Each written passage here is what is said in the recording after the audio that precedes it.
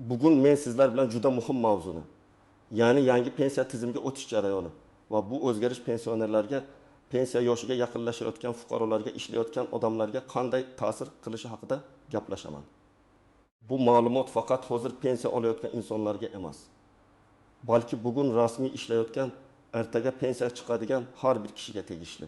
Chunki pensiya masalasi odam faqat keksayganda emas, mehnat faoliyati davomida shakllanadigan huquqdir.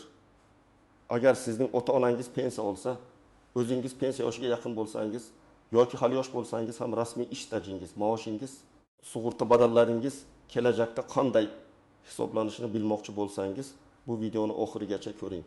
Men bugun oddiy tilda tushuntiraman. Avval qanday edi? Hozir nimalar o'zgaryapti? Kimlar xavotir olishi kerak? Kimlar esa ortiqcha vahimaga tushmasligi kerak? Hozirning o'zida kanalga obuna bo'ling, videoga like bosing. Chunki bunday ma'lumotlar ko'pchilikka kerak bo'ladi. Pensiya tizimi deganda ko'pchilik faqat oyma-oy tushadigan pulni tushunadi. Aslida pensiya tizimi bundan ancha kengroq. Bu tizimda ish staji, rasmiy maosh, soliq va ijtimoiy to'lovlar, elektron ma'lumotlar bazasi, arxiv hujjatlari, imtiyozli pensiyalar, nogironlik pensiyasi, boquvchisini yo'qotganlik pensiyasi kabi juda ko'p jihatlar bor. Avvalgi tizimda odam pensiyaga chiqish paytida ko'pincha qog'oz hujjatlar asosida ish stajini tasdiqlardi. Mehnat daftarchasi asosiy hujjat hisoblanardi. Kim qayerda ishlagan, qaysi yillarda ishlagan, lavozimi nima bo'lgan, tashkilot muhri bormi, buyruq raqami yozilganmi? Mana shular tekshirilardi. Agar tashkilot yopilib ketgan bo'lsa, arxivga murojaat qilinardi. Agar arxivda ma'lumot topilmasa, odam yillar davomida ishlagan bo'lsa ham, o'sha davrni stajga kiritishda muammo paydo bo'lishi mumkin edi. Endi esa tizim bosqichma-bosqich raqamlashtirilmoqda. Ya'ni davlat organlari, soliq tizimi, bandlik organlari, pensiya jamg'armasi va boshqa tegishli bazalar o'zaro ma'lumot almashadi. Maqsad shuki, odam pensiyaga chiqayotganda har bir ma'lumotni alohida qog'oz ko'tarib yurmasin. Uning ish faoliyati, rasmiy daromadi, to'langan badallar elektron tarzda ko'rinsin. Bu yaxshi tomoni. Lekin muhim tomoni shundaki, elektron bazada xato bo'lsa, ma'lumot kiritilmagan bo'lsa yoki eski yillardagi staj tasdiqlanmagan bo'lsa, muammo ham elektron tarzda ko'rinib qoladi. Men buni oddiy misol bilan tushuntiraman. Faraz qilaylik, bir kishi 1982 yildan 2005 yilgacha zavodda ishlagan. Mehnat daftarchasida yozuv bor, lekin zavod keyinchalik yopilgan, arxiv hujjatlari tartibsiz saqlangan. Eski tizimda ham bu muammo edi. Yangi tizimda esa agar o'sha davr elektron bazada ko'rinmasa, pensiya tayinlash jarayonida fuqaro baribir tasdiqlovchi hujjat olib kelish kerak bo'ladi. Demak, raqamlashtirish odamni hujjatdan butunlay ozod qiladi deb o'ylash xato. U ko'p jarayonni yengillashtiradi, lekin eski staj, noto'g'ri yozuv, yo'qolgan ma'lumot kabi masalalarda fuqarodan faollik talab qilinadi. Avval pensiya hisoblashda asosiy e'tibor ish stajiga va tanlangan davrdagi ish haqiga qaratilardi. Fuqaro ma'lum yoshga yetgach, agar talab qilingan staji bo'lsa, pensiya olish huquqiga ega bo'lardi. Erkaklar va ayollar uchun pensiya yoshi, zarur ish staji, ayrim kasblar uchun imtiyozli shartlar alohida belgilangan. Bu qoidalar birdaniga yo'qolib qolmaydi. Odamlar orasida endi hammaning pensiyasi bekor bo'lar ekan. Pensionerlar qaytadan tekshiruvdan o'tarkan, staji kam bo'lsa umuman pul olmaydi degan gaplar yuradi. Men ekspert sifatida aytaman. Bunday gaplarga ishonishdan oldin rasmiy manbani ko'rish kerak. Pensiya tizimida o'zgarish bo'lishi pensiya huquqi yo'qoladi degani emas. Hozirgi o'zgarishlarning eng muhim yo'nalishi shundan iboratki, pensiya tayinlash va hisoblash jarayonida rasmiy ma'lumotlar ko'proq ahamiyat kasb etadi. Ya'ni odamning haqiqatan ishlaganini, maosh olganini, to'lovlar amalga oshirilganini tizim ko'rishi kerak. Bu ayniqsa bugun ishlayotgan avlod uchun juda muhim.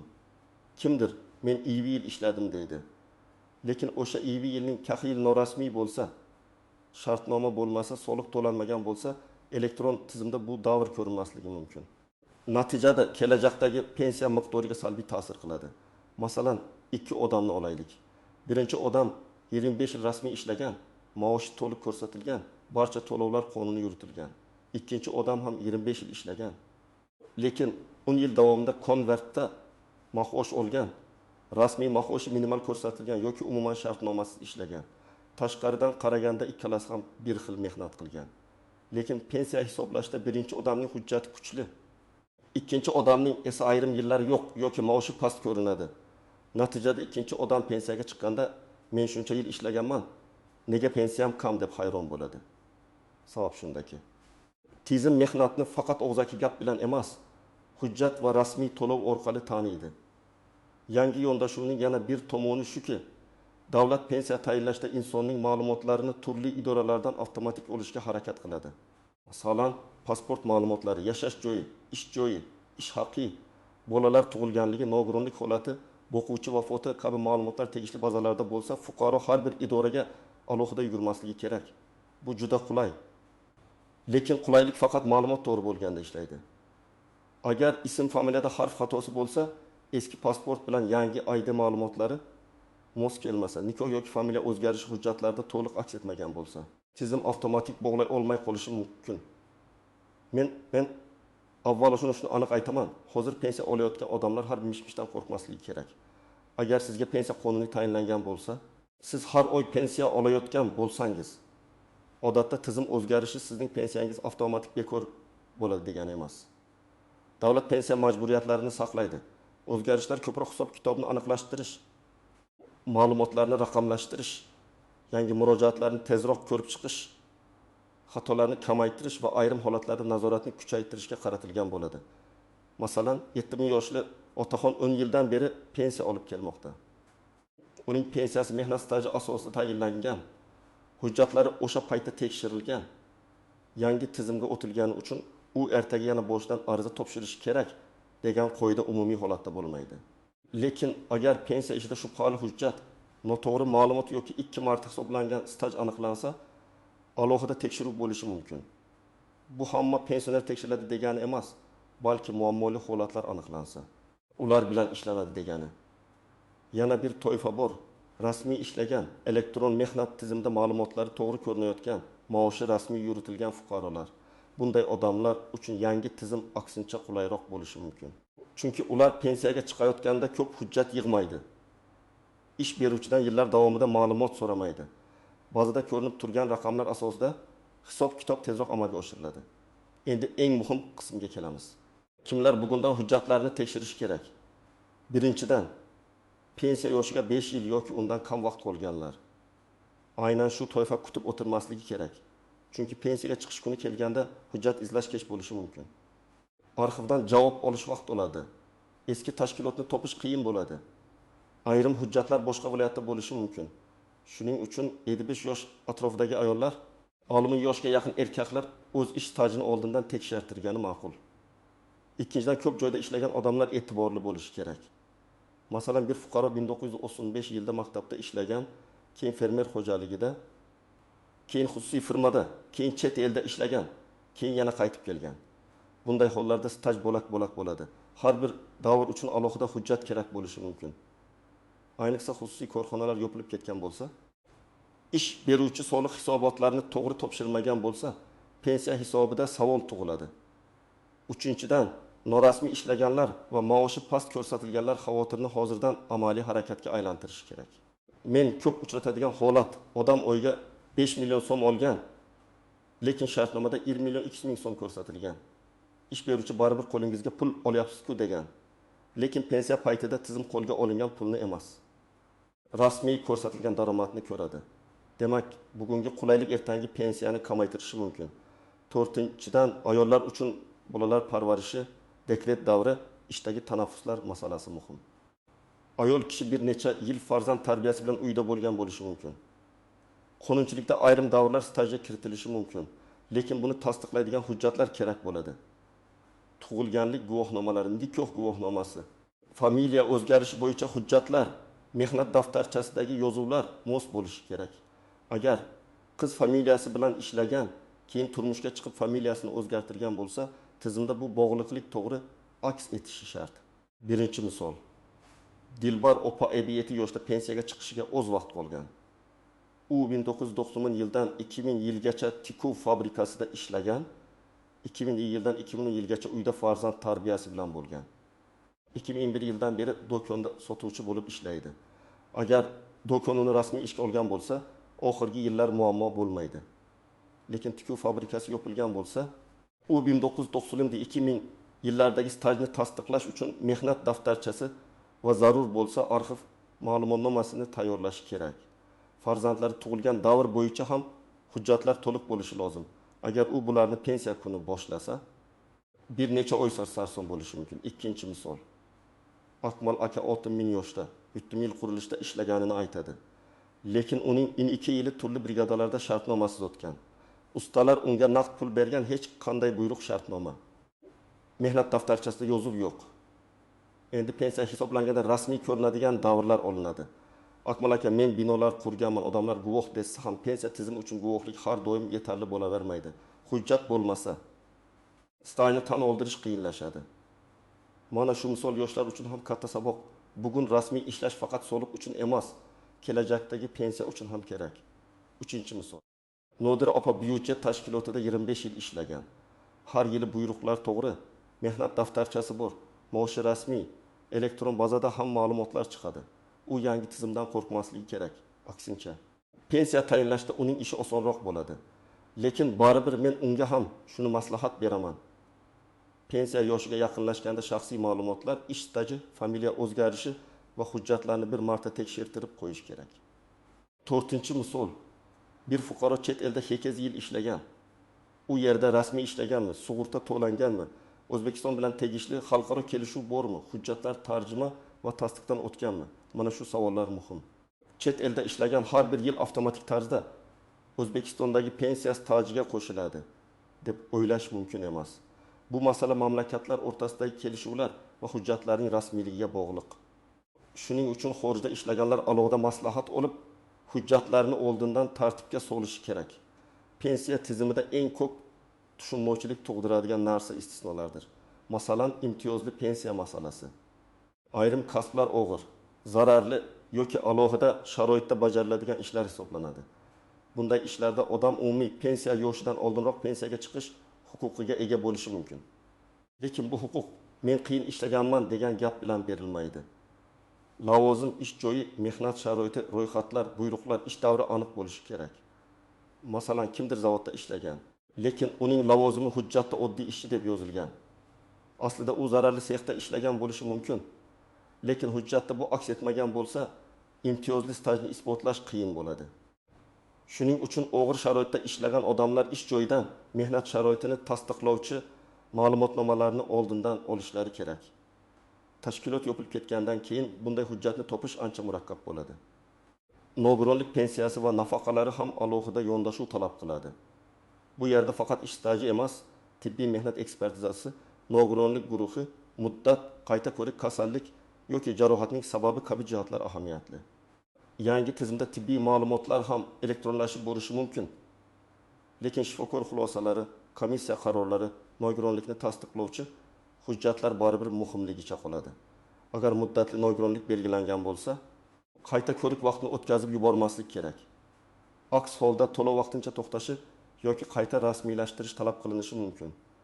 Boquvchisini yo'qotganlik pensiyasida esa marhumning ish staji, oila a'zolarining huquqi, bolalarning yoshi, o'qishi, nogironligi, nikoh holati kabi masalalar tekshiriladi. Bu yerda ham hujjatlarda aniqlik juda muhim. Masalan, bola tug'ilganlik guvohnomasida otasining ismi boshqacha yozilgan bo'lsa, nikoh qayd etilmagan bo'lsa yoki familiyalarda farq bo'lsa, pensiya tayinlash jarayoni cho'zilishi mumkin. Bunday holatlarda oldindan IFHDagi organlari orqali hujjatlarni to'g'rilash kerak bo'ladi. Yana bir nozik jihat. Pensiya miqdori faqat stajga bog'liq emas. Ko'pchilik stajim ko'p bo'lsa, pensiyam katta bo'ladi deb o'ylaydi. Staj muhim, lekin rasmiy ish haqi ham juda muhim. Agar odam 35 yil ishlagan bo'lsa-yu, maoshi doim minimal ko'rsatilgan bo'lsa, pensiya kutilganidan past chiqishi mumkin. Aksincha, rasmiy maoshi yuqori bo'lgan, to'lovlari to'g'ri yuritilgan odamda hisob kitob boshqacha bo'ladi. Demak, pensiya bu faqat necha yil ishladim degan savol emas. Qanday rasmiy ishladim, qancha rasmiy daromad ko'rsatildi degan savol hamdir. Men amaliyotda ko'p ko'radigan birinchi xato, odamlar hujjatni pensiya yoshiga yetganda yig'ishni boshlaydi. Bu juda xavfli. Chunki eski ish joyi boshqa nomga o'tgan bo'lishi, rahbarlar almashgan bo'lishi, arxiv boshqa joyga ko'chgan bo'lishi mumkin. Birgina ma'lumotnomani olish uchun haftalar, ba'zan oylar ketadi. Shuning uchun pensiyaga yaqinlashayotganlar kamida 2-3 yil oldin hujjatlarni tekshirish kerak. Imkon bo'lsa undan ham oldin. Ikkinchi xato, Mehnat daftarchasidagi yozuvlarga e'tibor bermaslik. Ba'zan ishga qabul qilingan sana bor, lekin ishdan bo'shatilgan sana yo'q. Ba'zan buyruq raqami yozilmagan, ba'zan muhr tushunarsiz, ba'zan tashkilot nomi qisqartma bilan yozilgan. Bularning hammasi keyin savol tug'dirishi mumkin. Agar mehnat daftarchangizda bunday xatolar bo'lsa, hozirgi ish joyingiz yoki arxiv orqali aniqlashtirishga harakat qiling. Uchinchi xato elektron tizimdagi ma'lumotlarni tekshirmaslik. Ko'pchilik hammasi davlat bazasida bor deb o'ylaydi. Lekin har qanday bazada inson omili bo'lishi mumkin. Ism xato kiritilgan, tug'ilgan sana noto'g'ri tushgan, ish davri to'liq chiqmagan. Stir yoki JSS shir bilan bog'lanishda muammo bo'lgan holatlar uchraydi. Shuning uchun rasmiy elektron xizmatlar orqali o'z ma'lumotlaringizni tekshirish foydali. 4-xato norasmiy ishga rozi bo'lish. Bugun ish beruvchi rasmiy qilmaymiz, lekin ko'proq pul beramiz desa, odam darhol rozi bo'ladi. Lekin ertaga kasallik varaqasi, mehnat nizosi, kredit, subsidiya, pensiya masalasida o'sha norasmiylik zarar keltiradi. Men doim aytaman. Rasmiy ish joyi faqat bugungi maosh emas, sizning kelajakdagi ijtimoiy himoyangizdir. Endi men aniq nima qilish kerakligini aytaman. Birinchi qadam, hujjatlaringizni bir joyga yig'ing. Pasport yoki ID karta, mehnat daftarchasi, diplom, harbiy xizmat hujjati, bolalar tug'ilganlik guvohnomalari, nikoh yoki ajrim hujjatlari, familiya o'zgargan bo'lsa tasdiqlovchi hujjatlar, nogironlik bo'yicha hujjatlar, ish joylaridan olingan ma'lumotnomalar. Arxiv javoblari alohida papkada bo'lsin. Bu oddiy ko'rinadi, lekin pensiya jarayonida juda katta yordam beradi. Ikkinchi qadam, ish stajingizni yillar bo'yicha yozib chiqing. Masalan, 1992-1992 maktab, 1992-1996 zavod, 1996-1999 uyda bola parvarishi, 1999-2011 korxona, 2011-2024 xususiy firma. Har bir davr yo'niga hujjat bor yoki yo'qligini yozing. Qaysi davrda bo'shliq borligini shu tarzda ko'rasiz. Agar 3 yil, 5 yil yoki 10 yil hujjatsiz qolayotgan bo'lsa, darhol shu bo'yicha izlanish boshlang. 3-qadam, hozirgi ish beruvchingizdan rasmiy ma'lumotlarni tekshiring. Siz bilan mehnat shartnomasi tuzilganmi? Buyruq chiqarilganmi? Lavozim to'g'ri yozilganmi? Maoshingiz to'liq rasmiy ko'rsatilganmi? Elektron mehnat tizimida ma'lumot bor yo'qligini aniqlang. Agar ish beruvchi sizni rasmiylashtirmagan bo'lsa, og'zaki va'da bilan yuravermang. Yozma shartnoma talab qiling. Chunki pensiya paytida rahbar aytgandi degan gap hujjat o'rnini bosmaydi. 4-qadam, eski ish joylaringiz bo'yicha arxiv masalasini hal qiling. Agar tashkilot yopilgan bo'lsa, uning hujjatlari qaysi arxivga topshirilganini aniqlang. Tuman yoki shahar arxivi, idoraviy arxiv, korxona vorisi bo'lgan tashkilot orqali ma'lumot olish mumkin. Arizada ishga kirgan va chiqqan taxminiy sanalarni, lavozimni, tashkilot nomini to'liq yozing. Agar eski nomi o'zgargan bo'lsa, avvalgi nomini ham ko'rsating. Arxivdan olingan javobni yo'qotmang, nusxa qiling, aslini alohida saqlang.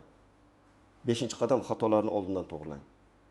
Agar tug'ilganlik guvohnomasida ism boshqacha, pasportda boshqacha bo'lsa, AXDDga murojaat qiling. Agar mehnat daftarchasida familiya eski bo'lsa, nikoh guvohnomasi bilan bog'liqlikni tayyorlab qo'ying. Agar ish joyi nomida xato bo'lsa, tasdiqlovchi ma'lumotnoma oling. Bu ishlar zerikarli ko'rinishi mumkin, lekin pensiya tayinlashda bir harf xatosi ham jarayonni cho'zishi mumkin. 6-qadam, rasmiy manbalardan ma'lumot oling. Pensiya jamg'armasi bo'limlari, yagona interaktiv davlat xizmatlari portali, davlat xizmatlari markazlari, mahalladagi ijtimoiy xodimlar, rasmiy kol markazlar orqali ma'lumotni aniqlashtiring. Ijtimoiy tarmoqlardagi mish-mishlarga qarab qaror qilmang. Ayniqsa falon sanadan keyin hamma pensiya qilmaydi. Hujjat topshirmaganlarga pul berilmaydi. Yangi tizimda eski staj bekor degan gaplar tarqalsa, darhol rasmiy izohni tekshiring. 7-qadam, pensiya hisob kitobini taxminan oldindan so'rab ko'ring. Pensiya yoshiga yaqinlashgan odam tegishli bo'limga borib, qaysi hujjatlar yetishmayotganini aniqlasa bo'ladi. Men buni juda foydali deb bilaman. Chunki odam pensiyaga chiqish kuni emas, oldindan kamchilikni ko'radi. Yetishmayotgan hujjat topishga vaqti bo'ladi. Endi asosiy savolga javob beraman. Pensionerlarni nima kutmoqda? Birinchidan, xizmatlarning elektronlashuvi kuchayadi. Bu degani murojaatlar tezlashishi, ayrim hujjatlar avtomatik olinishi, pensiya ishlaridagi ma'lumotlar aniqroq yuritilishi mumkin. Bu ijobiy o'zgarish. Ikkinchidan, nazorat ham kuchayadi. Agar kimdir noto'g'ri hujjat bilan pensiya rasmiylashtirgan bo'lsa, ikki joydan bir xil davrni stajga qo'shtirgan bo'lsa, vafot etgan odam nomidan to'lov olayotgan holatlar bo'lsa. Elektron tizim bunday xatolarni aniqlashga yordam beradi. Halol pensioner bundan qo'rqmasligi kerak. Chunki nazoratning maqsadi qonuniy huquqqa ega odamni jazolash emas, tizimdagi adolatsizlikni kamaytirishdir. Uchinchidan, kelajakda pensiya miqdorida rasmiy daromadning roli yanada muhim bo'lib boradi. Bu ayniqsa yoshlar va o'rta yoshdagi fuqarolar uchun signal. Agar siz bugun rasmiy maoshim kam bo'lsa ham mayli desangiz, kelajakda pensiya hisobida bu o'zingizga qaytadi. Shuning uchun men har bir ishlayotgan odamga rasmiy mehnat shartnomasi, to'liq ko'rsatilgan maosh va qonuniy to'lovlar masalasida befarq bo'lmaslikni maslahat beraman. To'rtinchidan, pensiya tayinlashda shaxsiy mas'uliyat oshadi. Davlat bazalari yordam beradi, lekin fuqaroning o'zi ham hujjatini, ma'lumotini, stajini nazorat qilishi kerak. Davlat o'zi biladi deb qo'l qovushtirib o'tirish to'g'ri emas. Chunki sizning hayotingizdagi barcha ish joylarini, barcha o'zgarishlarni, eski hujjatlardagi xatolarni tizim har doim ham mukammal bilmasligi mumkin. Bugun men aytmoqchi bo'lgan eng asosiy fikr shuki, yangi pensiya tizimiga o'tish vahima qilish uchun emas, tayyorgarlik ko'rish uchun signal. Hozir pensiya olayotgan fuqarolar asossiz mish-mishlardan qo'rqmasin, lekin hujjatlarda muammo bo'lsa befarq ham bo'lmasin. Pensiya yoshiga yaqinlashayotganlar ish stajini, arxiv ma'lumotlarini, familiya va shaxsiy hujjatlardagi moslikni oldindan tekshirsin. Hali yosh bo'lganlar esa rasmiy ishlash, maoshni to'liq ko'rsatish, mehnat shartnomasini talab qilish kelajakdagi pensiyaning poydevori ekanini unutmasin. Men ekspert sifatida sizlarga shuni maslahat beraman. Bugunoq oilangizdagi katta yoshli insonlarning hujjatlarini bir ko'zdan kechiring. Mehnat daftarchasi bormi? Eski ish joylari bo'yicha ma'lumotlar bormi? Arxiv kerak emasmi? Elektron ma'lumotlarda xato yo'qmi? Shularni aniqlang. Bir necha soatlik tekshiruv kelajakda bir necha oylik sarsonlikning oldini olishi mumkin. Sizningcha yangi pensiya tizimi odamlarga yengillik beradimi yoki aksincha? Ko'proq muammo tug'diradimi? Fikringizni izohlarda yozib qoldiring. Agar video foydali bo'lgan bo'lsa, like bosing, yaqinlaringizga yuboring va kanalga albatta obuna bo'ling. Chunki pensiya, nafaqa, ijtimoiy himoya va qonuniy huquqlar bo'yicha eng kerakli ma'lumotlarni men sizlarga oddiy va tushunarli tilda yetkazishda davom etaman.